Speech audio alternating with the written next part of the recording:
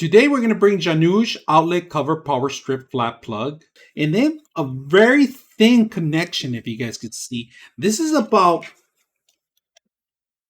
less than half an inch.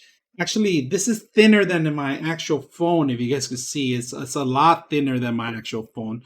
This is my current connection. It's behind my furniture couch. We're going to move it and we're going to plug in the new one.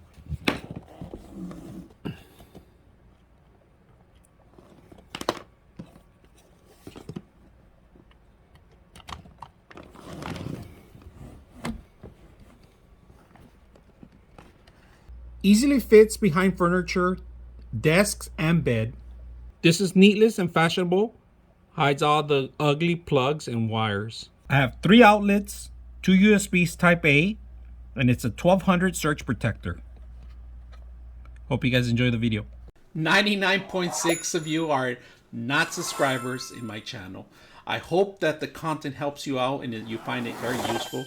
And I hope you hit the like and subscribe.